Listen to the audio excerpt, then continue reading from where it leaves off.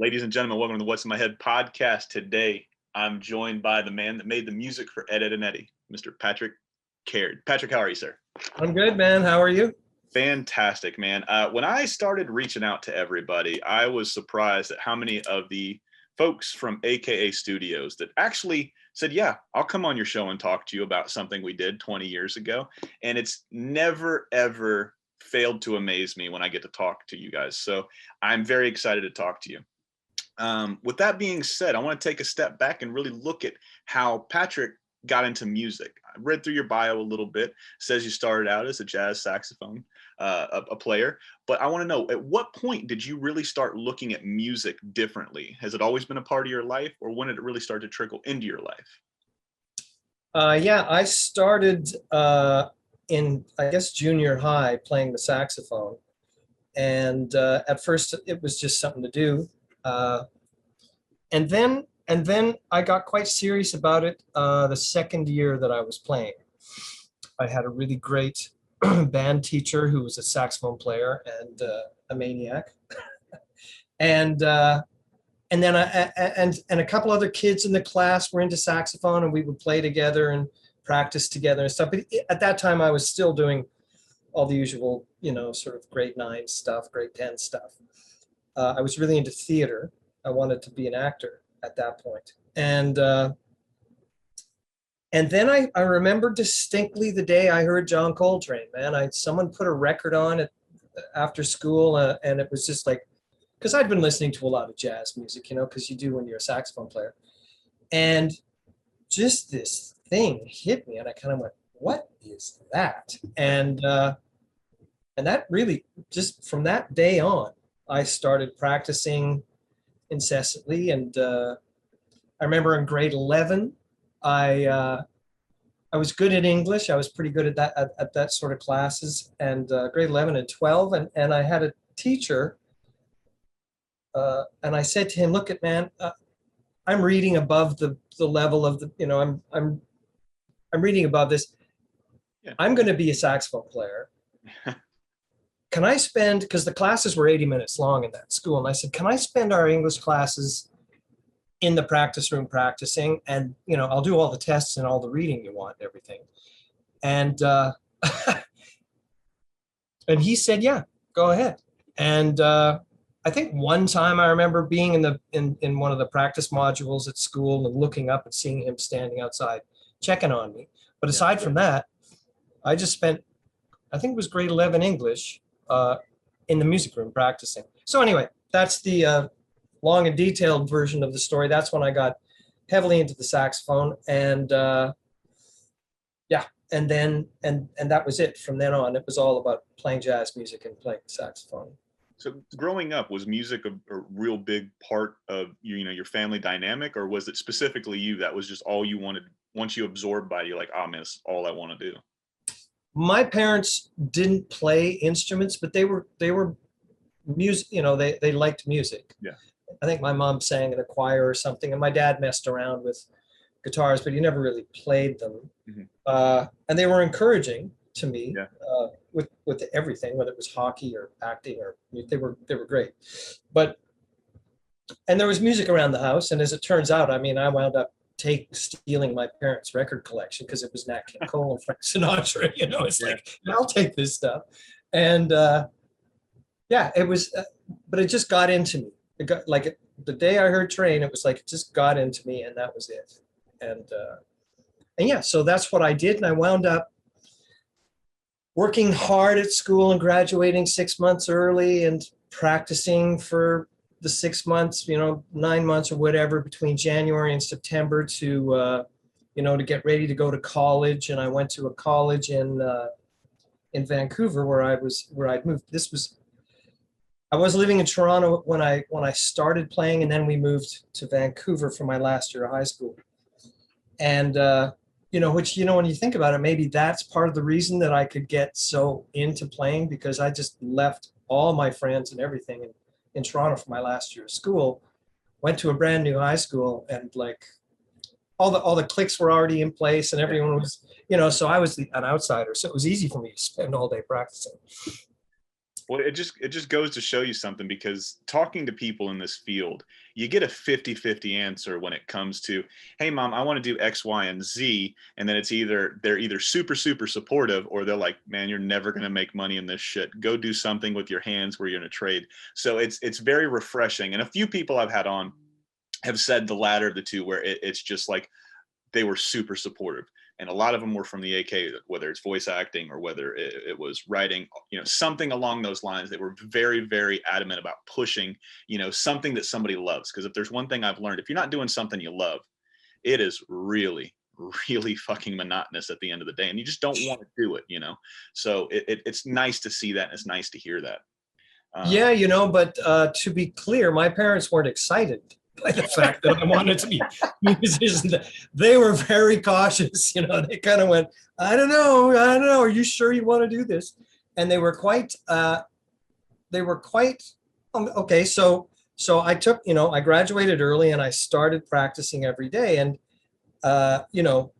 my parents both worked, and I'd hear them leave. My bedroom was over top of the carport, and I'd hear the car doors slam, and that would be my alarm clock. I'd get up, I'd make a cup of tea, I'd take out my horns and all my records and all my music and everything, and play all day in the living room. And then I'd, like, 5 o'clock would roll around, and I go, okay, well, I'll tidy up because mom and dad are coming home in an hour. So they'd come in the house, and I'd be sitting at the kitchen table with a cup of tea, just kind of sitting there. And how was your day? Everything's good. Yeah. What did you do? Well, I practiced all day. Oh, really? And so at some point, my mother, it was in the summer, she said to me on a Sunday night, we're at Sunday dinner at the house, and she goes, okay, well, Patrick, you have to get up at 9 tomorrow because you've got a job. And I said, what are you talking about? And she said, well, I was working, she had worked as a temp assistant at this office. And she said, I got you a job at the office that I was working at. And I said, I already have a job. And she goes, what are you talking about? And I said, I'm practicing. I play the saxophone. And both my parents said, oh, Patrick, don't be ridiculous. So she got me a job. I went there. I worked at that job until I saved enough money to buy a saxophone. I quit the job, bought the saxophone, and moved out. That'll teach him. Just out of curiosity, do you remember how much your first? That and the piano are my two favorite instruments. I've got dumb fingers, so I've always wanted to learn to play an instrument, and the piano was always the one. I played a little bit in high school, and by a little bit, I played 5 or 6 classes. For the most part, I just didn't want to be in school. We had a very similar, I have a very similar story to what you were saying, where you would go to a teacher and say, hey, I don't really want to do this. I'm very good at this. I'm already proficient in this. However, I want to spend my time practicing. So if I do your work, will you let me do this, right? Oh, you did the same thing, huh? Not yes and no. I didn't really give them a choice, essentially. So, for the longest time, I wanted to cook for a living, right? During high school, like a lot of people had, just shitty experiences in high school. I actually liked high school. I got to see all my friends. I got to hang out with them and talk to them. Most of the time, all of my friends lived 6, 7, 8 miles away from me. So it's bicycle distance, but in Florida, it's fucking miserable between the skeeters out here and the heat. I mean, you walk outside after you get in the shower, you need another shower. You got swamp ass going on. You don't want to smell bad when you get to school, right? So it was difficult to go and see the friends that I could see at school. So I used it as a social experiment. The first 3 years of high school, tanked it, right? I go into my senior year with like a 1.6 or a 1.7 GPA. Oh, all right. You have to have a 2.0 to graduate, right? So my entire senior year, I busted my ass. I got A's and everything because that's what I needed to get to pass. Yeah. And I remember I took 4 years of Italian because I wanted to be able to watch The Godfather without having to read the subtitles, right? This is a noble thing. This is a good thing. So, and then I had went to Italy the year before, because if you do all 4 years of Italian, you can opt in to go on a trip. You have to pay for it. It was really, really expensive. And my mom, she was already working 2 jobs as it was. There was 5 of us at the time, 4 of us at home, 1 away. So she did everything she could. I worked the previous summer to save money so I could spend it when I got over to Italy and, help pay for the trip. But it was the most eye-opening experience of my life. I get over there and I'm seeing and smelling things I've never seen and smelled before. I'm hearing music I've never heard before. I've eaten food. It changed my entire world when it comes to culture, right? I was like, holy shit, you know, Italian food is more than just the bullshit pizza we think from Papa John's or Domino's or Little Caesars, right? It's something about pasta, but more importantly, it was something about family, right? Everybody sat down, everybody talked. That's where everybody conversed, right? You know, the whole joke was as a kid, you could, it was the legal age to drink was if you could see up to the bar, right? So I'm sitting in there, and like I said, I don't drink. I just don't like the taste of alcohol. I've never liked it. Like I said, I told you earlier, I prefer weed. And then, you know, I just never liked it. But I would go in there and get a Coke, and then I'd talk to people and shit. And then I'd see these little, you know, 10 and 12-year-old kids walk into the bar. They'd get a little shot of limoncello, and then they'd go on about their way, and they'd go to school. I'm like, fuck is going on? They're like, yeah, in our country, we don't look at it like Americans. You guys get shit-faced every night. Yeah. Here, it's a social lubricant for us. Yeah. You know, so being over there and seeing all of that shit just opened up my mind. And then going into senior year, I would get out of specific classes and go to my Italian teacher. And her name was Miss Ray. And she just retired a few years back. Greatest teacher I've ever had in my life. Never would let me quit. You know, I would read the same 3 or 4 books every year. And it was like kids' books because I knew how they ended. I just didn't give a shit about reading. But she put a book in my hand of Mice of Men. She gave me that book and I read it in an entire lunch break. We had 30 or 45 minutes for lunch. And I was like, holy shit, this is good. And then she just kept giving me books and books and books and books. And I developed a really cool relationship where it was like a mentor. And I'd go to her. She'd give me, you know, experience. She'd tell me to do this, or she would make me look at shit a different way. If I didn't want to do something in school, you know, she would like, hey, you need to do this. This is going to set you up for success. So she never quit on me. And very rarely do you get to hear that type of story. Most of the time, teachers are underpaid. Their job is hard enough as it is. So it's just like, get these fuckers out of here as quickly as possible. Maybe we'll get some new ones that actually care. So it's nice to see that you guys up in Canada have some pretty good teachers like we do down here every once in a while. Yeah. It's the hardest job. And I think it's the most important job, being teaching kids, you know? Yeah, it is. I mean, it is very difficult because it's underappreciated, it's underpaid, and it's the most important job, one of the most important jobs. You know, got doctors and all that shit out there, but we're really training who's taken our place, you know, down the road 15, 20, and 30 years ago. So you want to make sure you got smart people and not dummies. But nonetheless, man, we're here for you, not so much here for me, man. I get. I like that. That was a nice little trip down memory lane. Well, I hope you like that. I hope you like the one about the one I told you about, a little preface, you know, earlier in the episode before we hit record. Because that one, like I said, it really means a lot to me. But I want to know, like, so you get out of school or you get out of your parents' house after you buy your first saxophone. Do you transition into a school, or are you trying to get something along with the band going?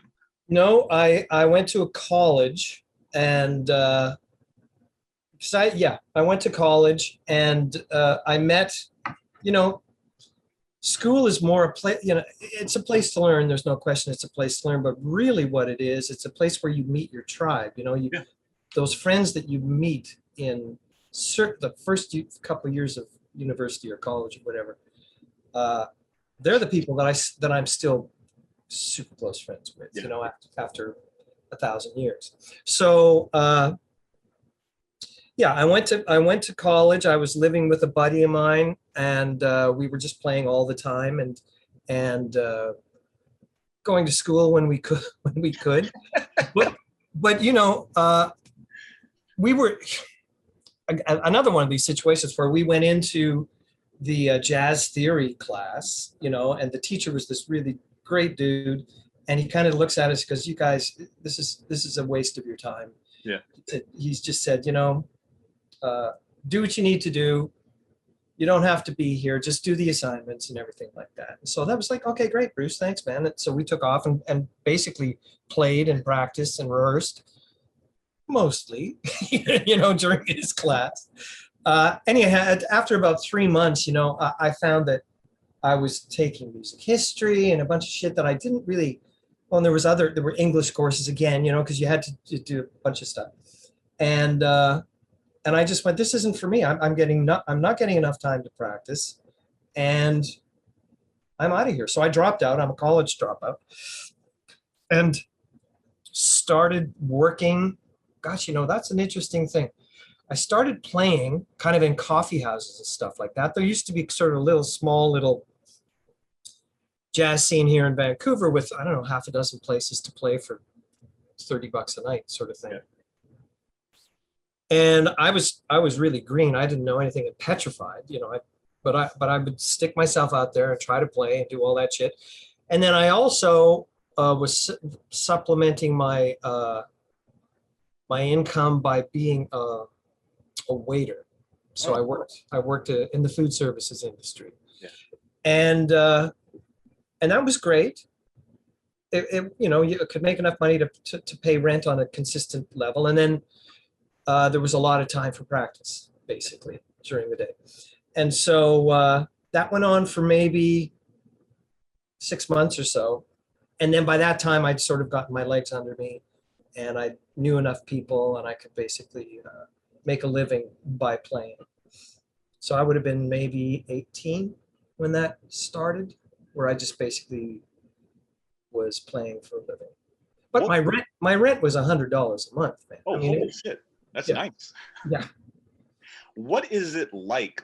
So I've been all over this world, right? I was, I think we talked briefly a few months ago. I used to be in the Navy a long time ago. So I've seen so many parts of this world, some good, some bad, some fun, some not so fun, some hot, some cold. I've been all over the world, essentially is what I'm getting at.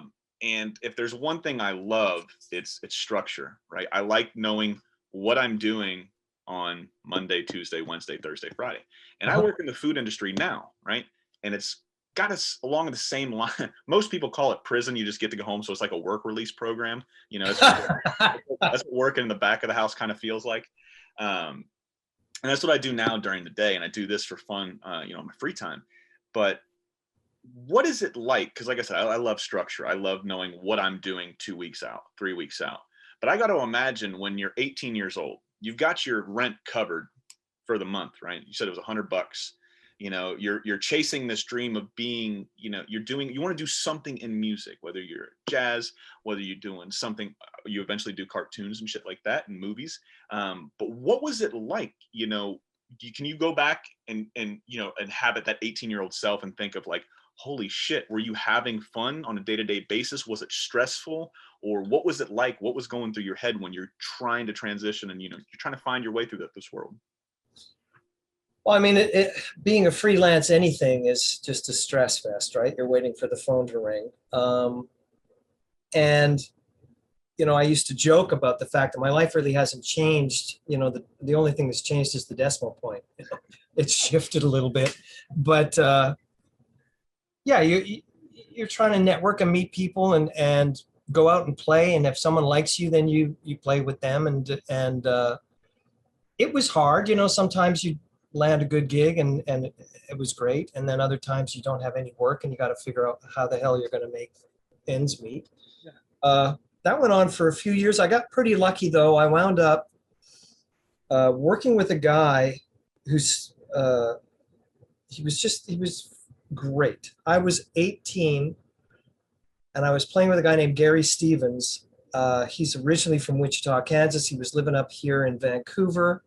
And he's like a blonde-haired, blue-eyed Ray Charles. Like he sings like an angel. He plays the organ and piano. And I got into his band. Mm-hmm. And back in those days, a gig was 2 or 3 weeks and it was 6 or 7 nights a week. So if you got a gig, there's your rent for 2 or 3 months, and you're okay. And so I worked with Gary for a couple of years and I learned a lot. And he was very patient with me, because I'm I'm a jazz guy. He's kind of going, leave the jazz at home, man. You're here on an R&B bandstand here. And when I would go south, he would just laugh and say, yeah, okay, you can calm down now. We don't want to empty the place just yet. Wait, we'll save that for the end of the night, And so he taught me a lot about that and also hipped me to some great music that I probably never would have learned about if it wasn't for him and his influence. Obviously Ray Charles and James Brown. We did a bunch of James Brown stuff, but not just that. We also did like country music. Like he loved George Jones. He turned me on to George Jones. So it's like, all right, so it's not all, there's music everywhere. You just have to look for it, you know, and the great musicians are great musicians and the great songs are great songs. So we did that kind of thing for a few years. And then also, you know, so I'm branching out and networking with other people and playing with other guys and still doing my jazz thing. And that's sort of rolling for me. And I guess oh yeah, the guy that I went to college with, we were roommates. He went ahead and had a big career. He started his own jazz band, big band, and would hustle up work and get a bunch of things going on. So he had that going on, and I'm just trying to get the lineage right here, because the other thing that I wanted to do was be an American. Yeah.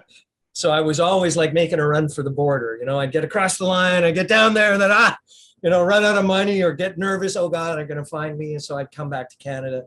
Mm-hmm. I went down to San Francisco one time I hitchhiked down to San Francisco, ostensibly on the pretense of I'm going to go to San Francisco and I'm going to meet Timothy Leary.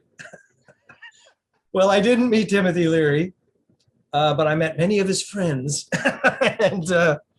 and that trip, yeah, I hung out and playing on the street and meeting musicians and doing a bunch of stuff. And that lasted a little while. Then I bounced back into Toronto and I stayed there for a while and then came back to Vancouver. And then my next run to the States, I wound up in Nashville, Tennessee. But I chased a girlfriend who was from Texas. Her visa ran out. She went back to San Antonio. So I went down to go be with her, and that lasted all of 3 or 4 weeks. And then I wound up bouncing around, and I went to visit Gary, my buddy Gary Stevens, in Wichita. He was in Wichita. So I go up to Wichita and hang out with him. And then a friend of mine who was living in Brazil but was up in Nashville doing an album, he gets in touch with me somehow, and he says, "Hey, man, I want you to play on my record." And I go, "Oh, okay." So I went to Nashville, never been there before. I got there on a Tuesday, and I was working on the Wednesday because the guy that I was hooking up with, a friend of this friend of mine that wanted me to play on his record, was a big bass player down in Nashville, and he played in all the sort of R&B style bands down there. But he also had a daytime career as one of the big session players. And so we were living together just out of town and playing music all the time. And I did all these R&B gigs.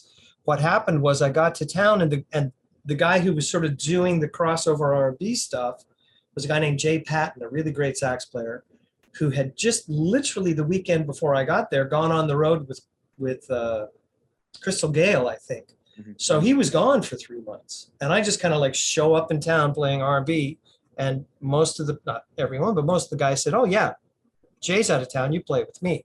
So I just got a bunch of gigs courtesy of Michael Rhodes, the bass player friend, and lived there for 6 or 7 months, and went back up to New York City, and then back to Toronto, and then back home to Vancouver. So it's sort of always diving into getting down to the States. And then it was in 2005, I actually just legally immigrated down. I set up, I was living there for 15 years, and I just at the end of last year, moved back up to Canada. Man, it's a wild story. One thing I wanted to circle back to was hitchhiking. Now, my generation, I'll be 32 tomorrow, and I grew up in the lock your kids up, they're coming to get everybody type of generation, right? So you had to, like, we were allowed to stay out, you know, our dinner bell, our dinner whistle, you know, mom yelling, as essentially once you had to be home before the street lights came on. That was essentially our curfew type of thing. And when that would happen, my mom would get super, super nervous. If we were ever out past dark, she would get nervous because during that 90s and all that shit, you have all these weird people getting abducted. You know, you had, what was his name? John Walsh's kid getting abducted and raped and killed, and like all this crazy shit. It was just starting to happen. It was starting to pile up. The media was really starting to put that, if it bleeds, it leads type of thing. Yep. So, you know, most of the time everybody's scared. And like I said, I wanted to circle back. What the fuck was going through your head, man, when you're getting a ride from a stranger? Obviously, obviously times are different. And every Canadian I've ever met are the sweetest fucking people in the world. I don't know what it is. Like, if we had a tenth of you guys' positivity and you guys' kindness down here in the States, Jesus Christ, man, we'd get so much fucking shit accomplished, but everybody's down here yelling at each other. So Well, I'll tell you, man, there's some really beautiful Americans that have all that positivity and all that, a lot of them are my friends that I met in Los Angeles, just like brothers and sisters. But I do know what you're saying. And they all say the same thing. Oh, you Canadians are this and that. I go, you guys are cool too, But anyway, what was it like? It was weird, but you did it, I wound up, yeah, it's an involved story, but I wound up getting a ride. There was a few little ridelets, where you get like a few miles down the highway, and I had my clothes in a green garbage bag and my saxophone. That was it. I didn't have a suitcase, right? And so I was traveling with this girl, and we stopped at a truck stop. Get out and it's getting dark. We're outside of Seattle somewhere, and this big 18-wheeler stops, and the guy says, "Come on in." So crawl up in there, and she went up to the bunk and just crashed. Mm-hmm. And so this dude, we're driving down the highway, and he's like looking at me, and he goes, "You know why I picked you up?" And I said, "No, actually I don't." He goes, "Well, I got a son about your age, and I don't know what you've done. I don't want to know what you've done. I just know you're in trouble. And if my son was in trouble, I'd want someone to pick him up too." So I wasn't going to say, "Yeah, well, I got loaded with this girl and we're hitchhiking down to San Francisco." I said, yeah, okay, that's cool. Yeah, trouble. Yeah, that's the problem. And he took us right down to Concord, and then we just got on the BART and went into San Francisco from there. So it wasn't, there was a couple weird rides that we did get, where the guy wouldn't stop the car. We said, "This is good," and the guy wouldn't stop the van. He just kept driving, and it's like, dude, you have to stop this thing. And then we got jammed in traffic, and we literally bailed out the side of the van and got away from him. That's fucking wild, man. If you sit there and think about it, I'm always one of those guys that is always worried about like what could have happened in that situation, right? Because I've ridden with people, I guess. Generally, people I know. I've never done. I'm just too much of a pussy when it comes to wanting to do, any type of ride sharing with people I don't know. Like, "Hey man, can I hitchhike with you?" Because, like I said, you hear those horror stories about people getting sliced or people getting taken somewhere, and you never hear about what happened to Julian after that, right? So yeah.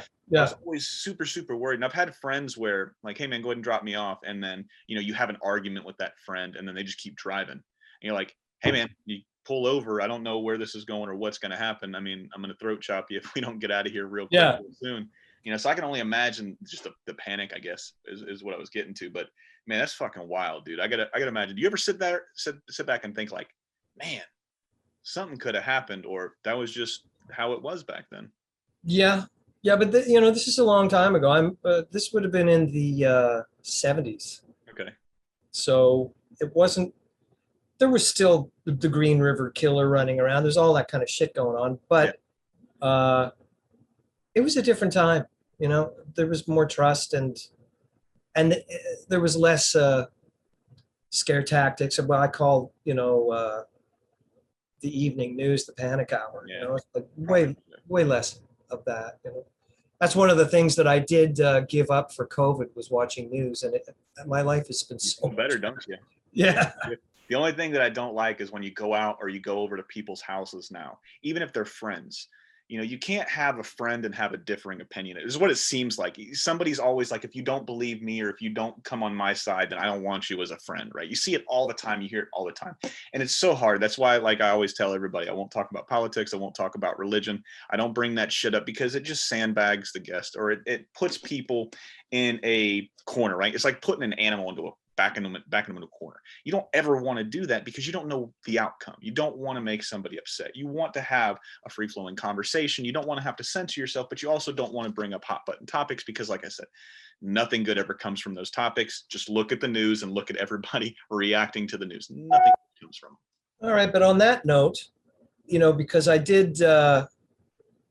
lived in the States for 15 years, and one of the first things that I noticed was, people were born into a political party for the most part, and if you defected, that was a major ordeal. That was a big deal if you went to the other side.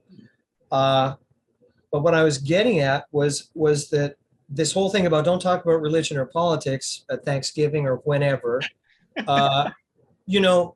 kind of like we should be talking about religion and politics because of that like cone of silence. I think that's really added to the divisiveness that we're seeing now in the States, particularly, but also here and in other places. It's like, well, I'm not going to talk about that because we're not going to agree. And if we don't agree, I'm going to have to cut your head off. And it's like, wait a second. We can actually not agree. I like John Coltrane. Maybe you like Sonny Rollins. Okay, that's fine.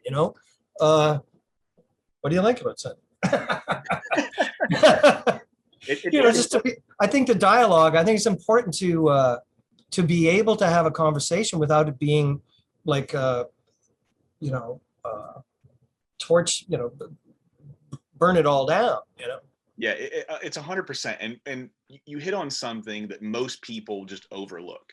Nobody talks anymore. Nobody has these conversations. Like I've gotten bagged on for this podcast so many times in the comments, and most of the time I don't give a shit. I don't pay any light to it, even though I go and respond to every single comment because I am trying to build a fan base, right? I want people to be just as much a part of the show as I am with my guest, right? It's something about that, and there's a transparency there.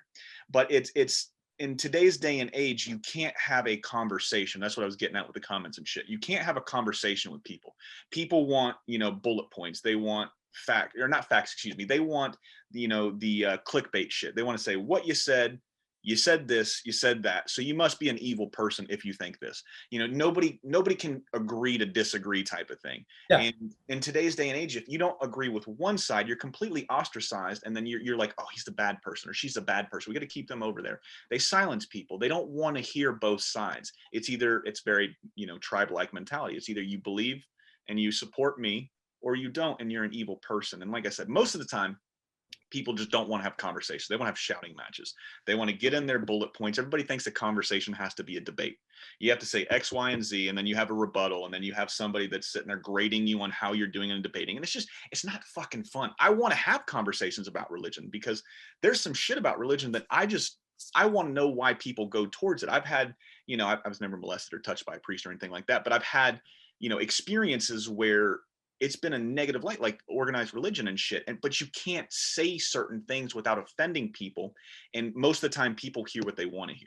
They don't hear what you're saying. They see you saying, they see the lips moving, they see words coming out, and they're just going to assume that what you're saying is all religion is evil, or all politicians, whether you're on left or right, you're evil. You can't have, you can't pick topics from both sides to support. And like I said, most of the time, people just don't want to have conversations. They wanted to have a debate. We're suffering from that now. I mean, as a society, we're suffering from this divisiveness and from this sort of, there's zero tolerance. It's like, and so explain to me why you feel this way, why you think this is what it should be. Make me understand it. Yeah. And you can get their best definition, and you go, okay, well, thanks for helping me understand your point of view. My point of view is different. So let's all be good here. You don't have to cut their heads off again. It's just like nuts. Yeah, it's definitely, they go 0 to 100 really, really fast over something very, very simple. It's just, you used to be able to say, I agree to disagree, right? You used to be able to say that. Now, if you don't agree, you're an evil person, right? But nonetheless, man, I think I've hit the nail on the head many times on that one. So we were talking about, your career, but a lot of people know you for Ed, and Eddy, right? Working with Danny and the whole AKA crew, man. And I love getting to this. And when I started reaching out to everybody, it was Mike Kubat that said, hey, you should talk to the writers too. You should talk to the artists. You should talk to the composers. Your name came up when last year we were doing the Christmas jingle jangle jangle. I always mix it up. It's either Jingle, Jingle, Jangle or Jangle, Jingle, Jingle. But the Christmas special that they did. And the first name, and nobody's able to see it because we caught audio in the background of your music, some of the dialogue that was said while we were recording. So when we tried to put it on YouTube, it was flagged as copyright. So I can't. Oh, really? Yeah, I can't put that video out there. It was a phenomenal video. And the first person that Jono brought up was actually you. He was oh, Patrick, because you hear the music and we're watching. I'm like, holy shit, this seems like a Peanuts Christmas movie. That's what it felt like with all the snow coming down and the music in the background. So he's like, yeah, he started talking about you for a little bit. And that's when I started wanting, like, oh man, I want to talk to him. I want to talk to her. I want to talk to him. I want to talk to her. And then that's how you came about. And so, like I said, take a step back, man. When was the first time you met Danny? When was the first time you kind of got associated with AKA cartoons? Do you remember? It was before AKA. Danny and I was living in a housing co-op in Vancouver with my wife and 2 small kids. And I got into that co-op because of the drummer in a band I was playing with, got in with his family. And so he said, oh, you should come here because it's good, because it was subsidized housing. Mm-hmm. If you needed help, you could get help. And if you were making enough bread, you paid market rent. And then the next, I guess, I told you, Danny and Sylvia were just over here for the weekend. And we were talking about this and how that happened. So I was living there, and then Danny and Sylvia moved in they had already Tex, their eldest kid. And I think Sylvia was pregnant with Marlo, their youngest kid. So anyway, our kids are basically the same age. And we raised them up together. It's one big family, talking about the family thing. And Danny was working at International Rocket Ship. And that's a company that Marv Newland had. And a lot of great animators were there. Yeah. And Danny was like, in those days, he had spiked hair and he wore leather jackets, and he was a punk musician, and I was a long-haired hippie jazz saxophone player, barefoot, running around with my kids, and somehow we got together because we were neighbors. I lived downstairs and he lived right above me. And our front doors were like side by each, and we got together and started drinking scotch and found that we both loved Frank Sinatra. And so we're listening to Frank, drinking whiskey, and Danny's a big music lover of all kinds, and he loves jazz music too. And so he was interested in what I was doing, and so we were talking back and forth. And he kind of goes, well, what's next for you? And at that time I had started composing because basically the first year that my son was alive, his name's Julian, by the way. Oh, nice. I was on the road for 180 days. Mm-hmm. So I missed his first steps and his first words and all that stuff. And I kind of thought, if I'm doing this family thing, I should probably show up. I mean, I was paying the rent and the bills and everything, but I felt like I was getting ripped off, So I thought, well, what can I do? I wasn't really into writing. I'd written some stuff for some jazz type things that I'd worked in and arrangements for R&B stuff. But I started focusing more on composing. And we move into this co-op and meet Danny a year or so later. And then he goes, what are you doing? And I go, well, I play, but I'm getting more into composing. He goes, oh, well, you should come to Rocket Ship. I'll introduce you to Marv.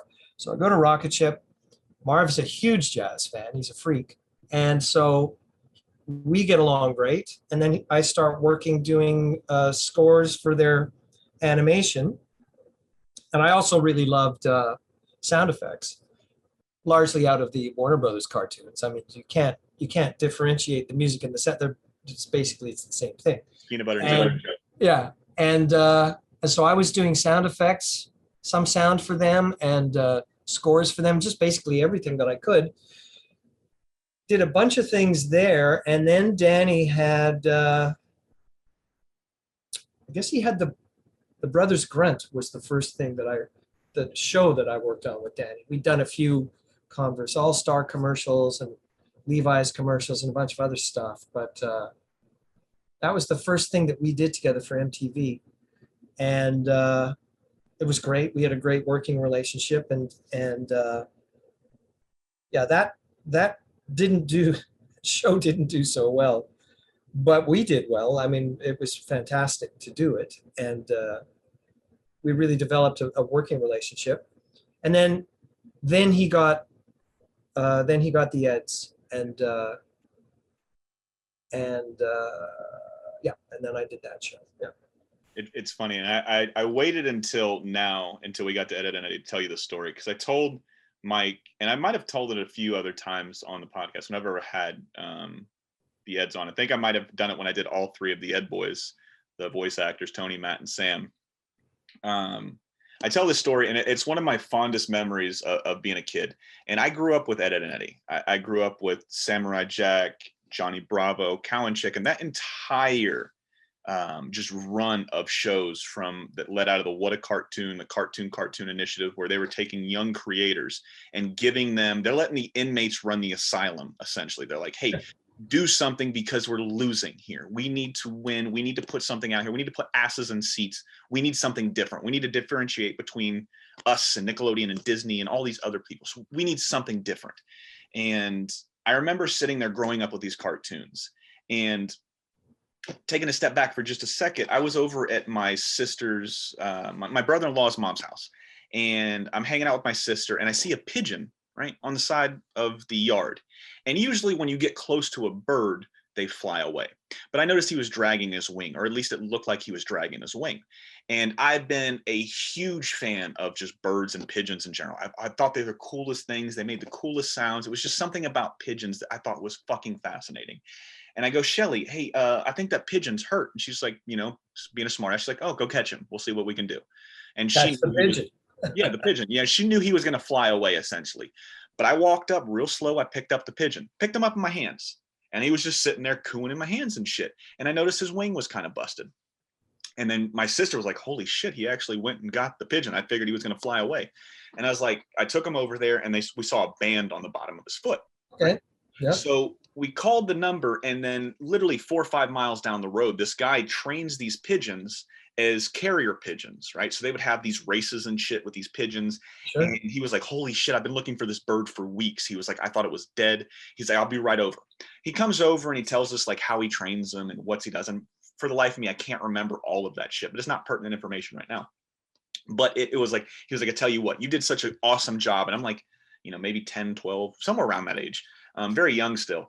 And then he's like, I'll tell you what, ask your mom if you can have one of my birds. I'll give you one of the ones I've trained. And I was like, oh, this is so fucking cool. I was like, Mom, and she's like, fuck no, we're not getting a pigeon. They're rats with wings, right? And it crushed me, So for weeks and weeks and weeks, I was like, Mom, can I please have a bird? We had a dog, we had a cat, but I wanted something from it. I had turtles and shit, but I was like, I wanted a bird because I just thought they were so fucking cool. They had so much personality. And then my mom was, no, she's very adamant. We're not getting a bird. We're not getting a bird. And then summer rolls around. And I had done something where I was, either doing really good in school the year before in middle school, or, I'd helped out around the house. She was like, you've been really, really good. I'm going to take you to a bird place where you can go and buy a bird.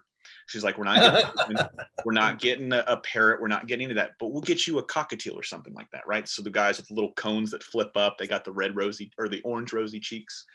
So I go in there, and then she's like, you can have any bird in these 3 cages. And they hand fed all of these birds, right? They hand fed them. So they're very docile. You could pick them up, you could love on them. They're really cool birds. So I heard him before I saw him.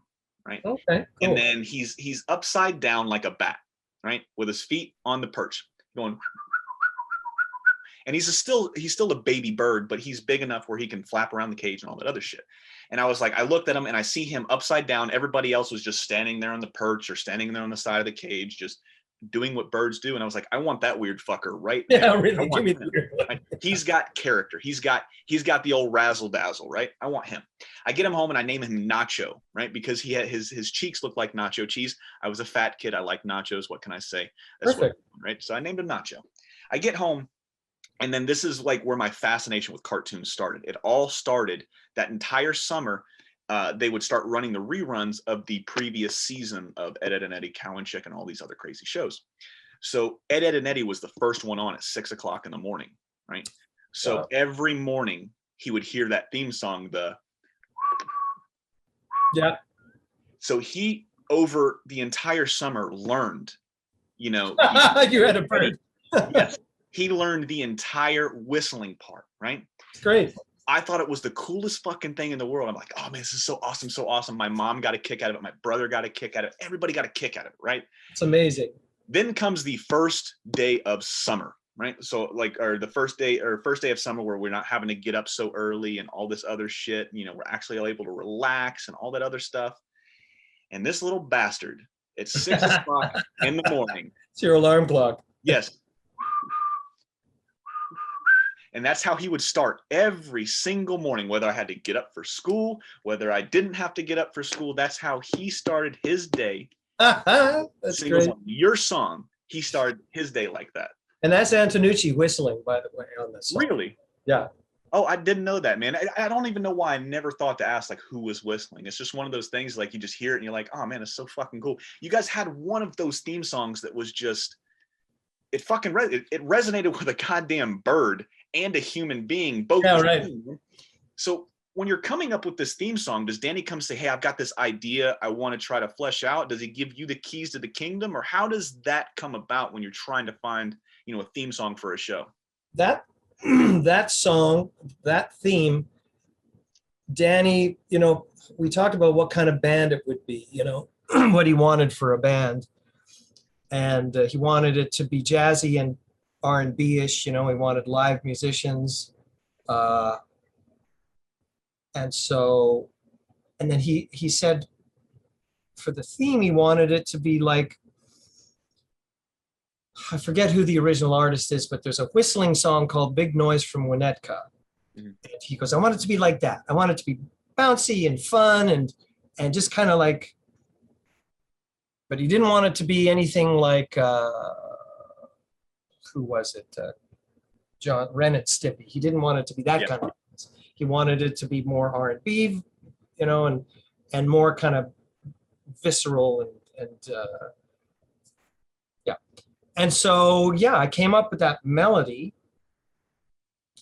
and the idea for the theme or for the instrumentation.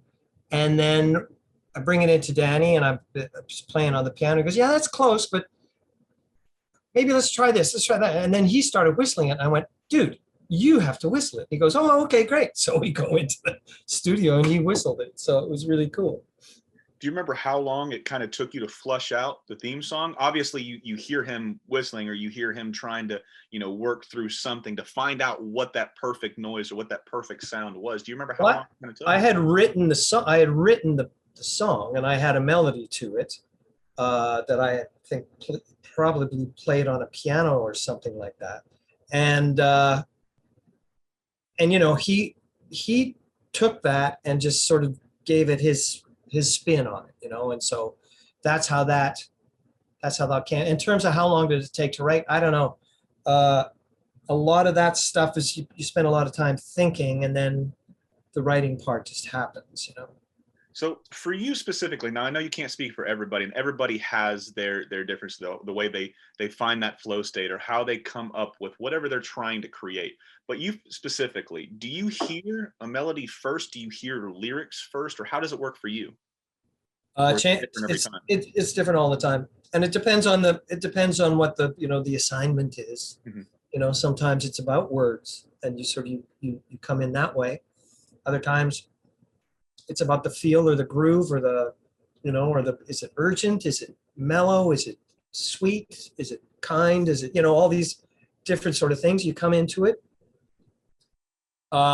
It's always different. And I've been doing a lot of Netflix work the last 3 or 4 years in the sort of the supernatural.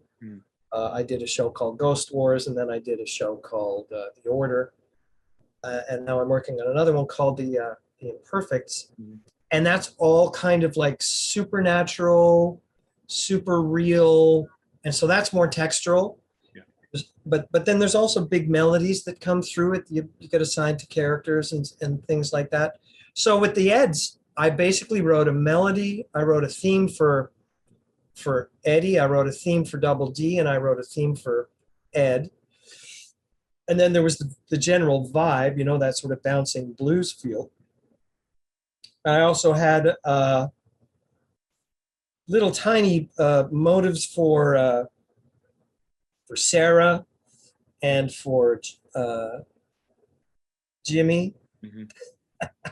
Actually, basically, every time Jimmy's on camera, I try to do a waltz, right? I would try to go into three. You know, it just didn't matter what it was. They would get all high on the piano, you know, in the little waltz up there for Jimmy. Yeah. And Sarah had her own vibe, and I think even the Cankers had their own vibe. But you know, and then and Rolf had his own thing. It was funny because just anything in like a crazy sort of Eastern European polka style, just every time he showed up, it would just break into this sort of polka beat. And and usually I tried to have a couple of different keys going on at the same time because, you know, Rolf was the best character. He was just insane. 100%. I've had a lot of the original voice cast on, Peter Kellemus being one of them, the voice of Rolf. And everybody says the same thing whenever Rolf comes up. Man, he was hands down out of that show my favorite character. He always had the best insults. He had the best lines. He was always the craziest and funniest one of the entire group, or the entire, you know, group of cul-de-sac kids. He was just so funny. And it just makes sense for him to have something a little extra, something a little wild, something going this way and then going this way to see what happens. Yeah, in opposite directions as much as possible. Just totally chaos whenever you showed up. Now, so, I mean, that's how we did it. I wrote these different themes, and then, you know, it was a great job because I got to write music for my buddies and go into the recording studio and record it with them. You know, and that lasted for nearly 10 years, and that was great. Now, I've had a few of you composers on. You know, I've had Randy Rogel, I've had Jim Lang from Hey Arnold, which was him. He's one of my favorites because I like that bluesy, that jazzy style. And I don't know if you ever watched Hey Arnold back in the day. I'm pretty sure you were really, really busy and you couldn't.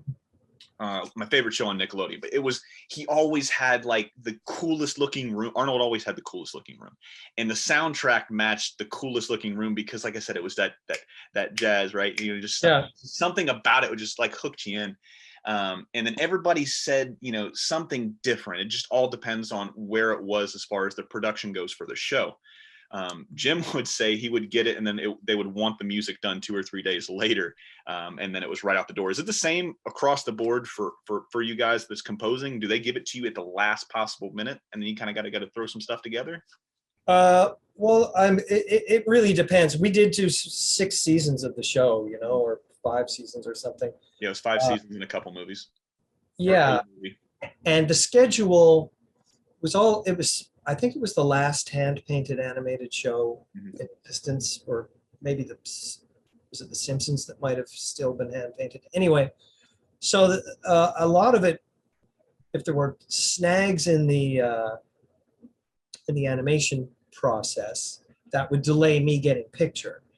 I wrote to picture, so they would give me a picture and then I'd write it. I usually they gave me like a week or 10 days, sometimes 2 weeks. And then there were times when I would literally I'd write the show and arrange it and record it all in like 4 or 5 days. That's insane. But they're vertical days. I mean, you don't sleep. You just go straight through. And then Now, when you're doing that, which do you prefer? Now, before I ask that question, when you get the show, right, are you getting it with the voice actors already putting over? So do you know the tempo of the show, or is it completely blank and then you got a canvas to really paint on? No, they do the voice records the first thing that goes down. Okay. And then they animate to that, right? Because they've got to get the lip flappage right. And then there'll be sometimes the animation needs changing, or people, you know, it needs to be tightened up or whatever, and there'll be re-edits. I'll get a version of the show, and then very often I won't get the final picture until the day I'm recording, or even sometimes even afterwards, you know, and you have to just go in and fix it however you can. Because that show, I spent a lot of time hitting cuts, hitting looks, hitting just really frame accurate music. It wasn't just an idea. Everything was locked hard to picture. And that was sort of what I think what made it pop. You know, you could really feel that it was the music and the show and the action were totally interlocked. Yeah. Now, when you're doing a project like this, when you're doing any project, when it comes to, you know, your original passion has always been music. At the heart of it, it's always been music, right? And to follow a career that you really get to follow your passion or something that you wholeheartedly believe in as the greatest thing to you. Like I said in the beginning of the show, it means something, right? So it means something special to you. With that being said, you know, all the things you've done from traveling with bands to getting in the backseat of cars for people you don't know, to working on television shows and cartoon shows. For you specifically, what has been the most gratifying in your entire career? Has it been those R&B shows that you got to play with your friends, Gary Stevens, or was it the cartoons that you really got to work with Danny? What really made you feel at the end of the day whole in a sense? You know, it's a cop-out answer, but all of it does it. Yeah. You know, like when you nail it, when you're writing something and you nail that, and you know, I get that look from Danny, and then you see the show and it works beautifully. I mean, that's about as good as it can get, you know. And it's funny, I haven't played the saxophone in 20 years, but I just moved back to the Vancouver area, and I had some time, and I took out the horn for the first time in ages. I mean, I play it a little bit, but I don't like play it. Yeah. And I haven't gigged on it since 2000 or 2001. And I was playing the horn, just minding my own business, and the phone rings. And it's the leader of a band that I played with for 15 years, out of the blue. And he goes, "Yeah, you're back in the band." And I go, "What are you talking about, man?" He goes, "Yeah, we got a gig and I want you in the band." And I said, "Man, I haven't played for 20 years. He goes, "I don't care. You're back on the band. I want you in the band. It's in September." So now I've got a fucking gig, you know. But I tell you that story because I've had some, you know, and that was just a touring blues band. I worked with them for 15 years. They were called the Powder Blues, very popular in Canada from the 80s. Write them down. And I loved that. I mean, it was a great gig with great players, and you know, and there's a thing that happens with musicians. There's a feeling that it's a unique, singular experience when you're on the bandstand playing with guys. It's almost like time stands still when it's really good, just kind of like goes into this other dimension. Mm-hmm. So that's very gratifying. But you know, I love writing music. Maybe I'll love playing the saxophone again. I can assure you it's way harder now than it was 20 years ago. So we'll see. Now, is it harder? Before we get to that, you brought up the blues a few times. And then, like I said, I'm very, I don't want to say new because it makes it sound like I don't listen to music, but very rarely do I listen to music anymore. Because it's just like I find myself listening to the same bands or the same style of music that I've been listening to my entire life. Generally, what you grow up with or grow up around is generally what you kind of listen to, or what you kind of watch, or what you're kind of into for your entire life. You think it's the greatest, where, you know, if I listened to Nirvana in the 90s, right, just for an example, I think they're one of the greatest bands of all time. You growing up, you were a huge Coltrane fan, you said, so he's the greatest. So we all have these ideas of what we think is the greatest, and it's like, it's identity politics at the end of the day. You got your tribes, right? You're sitting there like, oh, no, grunge music, or no, Sublime, or no, X, Y, and Z, right? But one thing I've really started to like try to push myself out of a comfort zone, if I could use that phrase, which I don't like using when it comes to music, because there's nothing uncomfortable about music. But I've really started to like, I don't know if it's just because my tastes have gotten different since I've gotten older, because everybody's taste changed, food, drinking, you know, all this different stuff. You like different stuff as you get older. Every 10 years, you're a different person, essentially. If you're lucky. Yeah, if you're lucky, right? So one thing I've started to gravitate more towards is that blues style of music. And one guy I have been hooked line and sinker on, well, two of them. One's more country than the other. But Chris Stapleton as far as country goes. He is like Bob Seger meets Travis Tritt. His voice is so fucking beautiful. His music is amazing. He's one of my favorite people to listen to right now. I can put any of his albums on, and it doesn't matter what song it is, it's playing. And it's just on repeat, on repeat, on repeat. I can just listen to him all day. And the other one is somebody new over the last few years. I saw him in the Netflix series Luke Cage. And have you ever watched that show? No. I think you would absolutely love it because every episode has a theme to it in the acting, the writing, and in the music. So they have an R&B what's it called? Like a venue, right? This guy's running this club and it's R&B. So everybody is different and the music matches the tone of the show. The show is called Luke Cage. Season 1 and season 2 are both fucking phenomenal. Right. But like I said, once you start getting introduced to these characters, they start having all of these up and coming, and some of them are even, well-established artists coming on here. And I've got goosebumps now thinking about it. But a song is played, I'll put a spell on you, and it's by, he didn't originally write it. He's just doing his cover version of it. And I'm pretty sure you've heard of this guy, Christone Kingfish Ingram. Have you heard of him? No, man. No. Holy shit! This dude is like BB. He was a guitar sensation, like a prodigy, essentially, when he was like 5-6 years old. Somebody found him on YouTube of all places.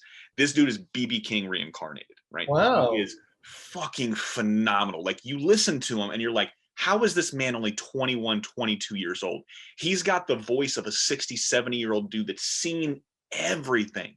Like you feel, and I don't want to try to pretend like I know music as much as you do or anybody else does, but listening to it, you feel like his pain, you feel his discomfort, you feel his anger, you feel all these things that it makes music more than I guess that I can comprehend or I can articulate, right? I can talk about comics, I can talk about TV shows and movies and animation, all this other stuff. I can't really talk, as poetically as I'd like to about music, but it's just this visceral, this guttural feeling, this primal feeling, I guess is a better word. Like when I listen to his music, I'm just like, holy shit, there's levels to this shit, right? There's levels and there's levels to listening. And it's just, every time I hear this man, I'm like, fuck, dude, this is like the greatest thing I've ever heard in my life.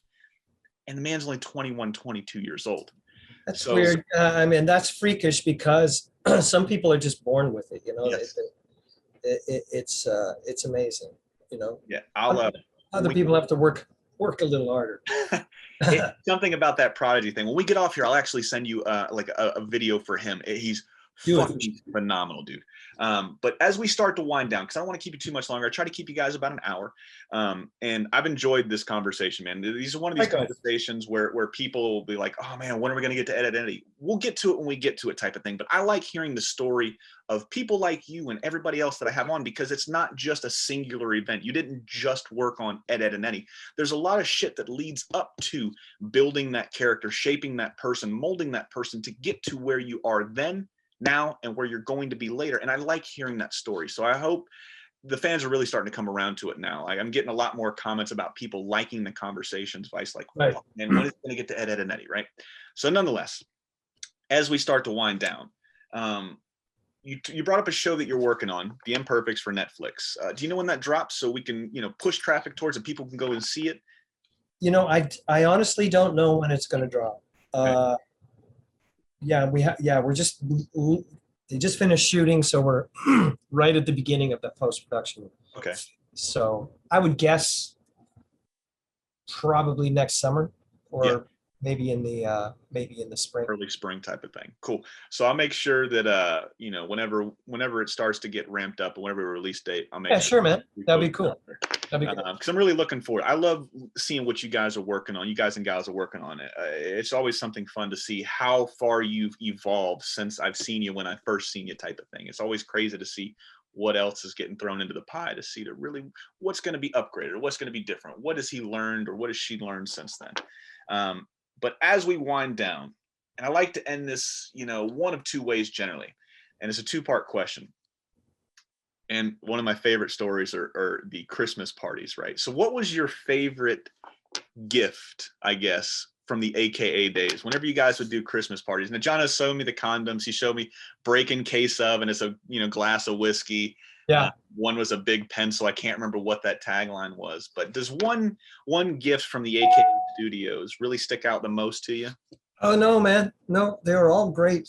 I mean, that's just Danny. It's Danny and Very thoughtful. he's got a great sense of humor, and he's a very generous guy, and he wants people to have have fun, Mhm. sort of first and foremost, but also get the job done. You know? Yeah. So I don't have a favorite gift. I mean, I used to keep all that stuff. I've moved a few times since then. I don't even know where it went to. But yeah. There used to be a watch too. We had a watch. Anyway, yeah. I can't think. They're all great. They're all wonderful. Yeah, I just like seeing what people gravitate towards more. Like I said, Jono, I think it was just the break in case of, and then it was a bottle of whiskey or some shit. Yeah. I got a kick out of that. Yeah. And the next part of it was when you think of all the times you spent with AKA, all the times you spent with Danny, is there one story or one moment that you got to share with Danny? And if it's too personal, you don't have to share it. But I mean, is there one story that you really think about, like when you're sitting back on your rocker, you've retired, you're hanging out with the great grandkids, everybody's sitting on the porch just reminiscing. And is there one memory or one time that you got to spend with Danny or anybody from the AKA Studios? Because everybody says it was such a family oriented studio that really comes to your mind when you think about it. I mean, so many of my significant relationships came out of that. Yeah. Came out of AKA. Dennis Heaton, the guy I'm working with now on the Netflix show, was an original AKA guy.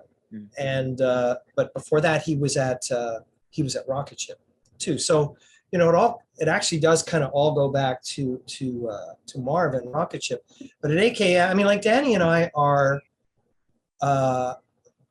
very, very close. Like our families are interconnected. I was at his son's wedding last year and 2 years ago, and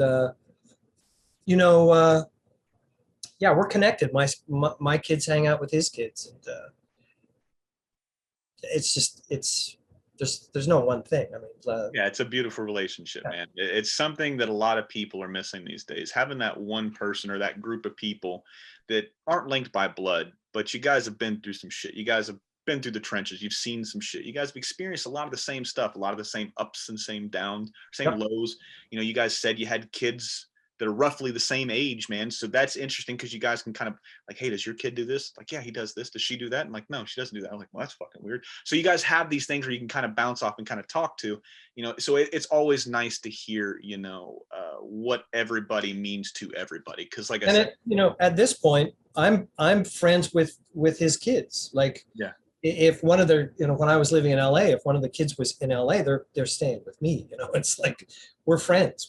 That's how it works. And same with my kids. They consider Danny and Sylvia family, and that's great. And it's it's just like you say. We've done so much together over. Well, when did we meet? I guess 1987 we met. So 34 years ago. Yeah. That's what 35, I think. Something like that. I'm horrible at math. I failed it a few times, so who fucking knows? I'll be 32 tomorrow, so subtract 2 years. So happy birthday, yeah. Thanks, man. I appreciate it. So yeah, so it's been fun, man. I really appreciate your time, man, today. Like I said, I've had an infatuation makes it sound like I'm a crazy fanboy, but I've had such a fun time speaking to you guys and gals from AKA. You guys always have some of the best stories. You guys always have some of the craziest stories I've ever heard. Some of them I've had to cut out and nobody will hear. So it's always fun to see like another piece to the puzzle kind of get added to it when we talk about AKA. Is there anything that we didn't bring up that you're working on? I know we talked about Imperfects. We're not sure when that'll come out, probably sometime spring, summer of next year. But is there anything that you're working on that you can bring up and say, hey, go check this out when it drops? Do you have anything? I know we talked about it a little bit earlier, but I don't think that was. No, there's nothing at the moment. I mean, Danny's in development on another show. Yeah. And I'm working with him on that, which is great. But yeah, no, my focus is on the Imperfects right now. which is a really fun show. It's like actually kind of timely because it's sort of mad scientist and genetic modification and all this sort of thing, and it's really fun, and so that's where my focus is right now, and trying to get my chops back up for this gig in September. Hey man, well, you better start stretching and start getting on that horn one more I know time. I'm gonna get stretching. I got to work out. But yeah, man, like I said, Patrick, I've had an absolute blast talking to you. I hope you had fun too, man. He's been Patrick. I've been Julian. This has been the What's My Head podcast, and this has been another piece of your childhood. Thank you guys so much, and I'll see you when I see you. See you later.